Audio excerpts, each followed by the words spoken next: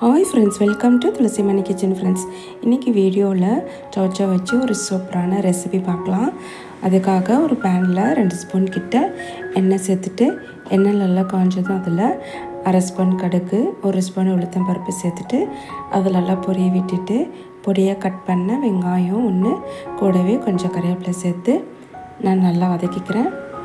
வதக்கிட்டு ஒரு தக்காளி அதையும் பொடியாக கட் பண்ணி சேர்த்துட்டு இப்போ பொடியாக கட் பண்ண சௌச்சவும் சேர்த்து எல்லாமே நல்லா கலந்து ஒரு 2 நிமிஷத்துக்கு நல்லா வதக்கி எடுத்துக்கலாம். எண்ணெயிலே நல்லா சௌச்சவெலாம் நல்லா வதங்கணும். இப்போ 2 நிமிஷம் கழித்து நான் சில்லி பவுடர் 2 ஸ்பூன், தனியாத்தூள் 2 ஸ்பூன்,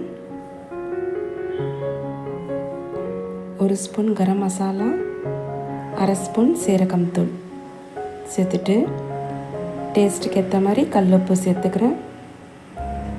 சேர்த்து எல்லாமே நல்லா கலந்து வர மாதிரி ஒரு நிமிஷத்துக்கு நல்லா கலந்து எடுத்துக்கலாம்.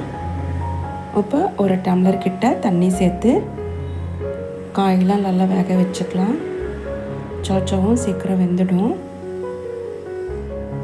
இப்போ ஒரு கிளாஸ் தண்ணி சேர்த்து மூடி வச்சு ஒரு 10 நிமிஷத்துக்கு காயை நல்லா வேக வச்சுக்கிறேன்.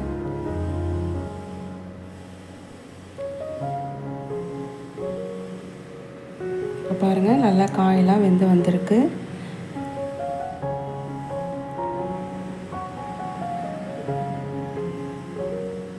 இப்போ கொஞ்சோண்டு தேங்காய் பேஸ்ட்டு சேர்த்துக்கலாம்.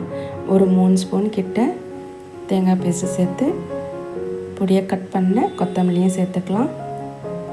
சேர்த்துட்டு ஒரு 2 நிமிஷத்துக்கு கொதிக்க வச்சுக்கிறேன். அந்த தேங்காய் விழுதோட பச்சை வாசனைலாம் போகிறதுக்காக ஒரு 2 நிமிஷம் கழித்து ஓப்பன் பண்ணிவிட்டு சர்வ் பண்ண ஆரம்பிச்சிடலாம்.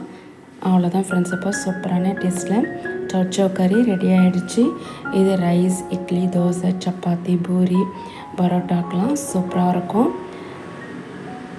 இதே மாதிரி ட்ரை பண்ணுங்கள்.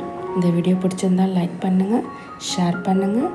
துளசிமணி கிச்சனை சப்ஸ்கிரைப் பண்ணிக்கோங்க. தேங்க்யூ.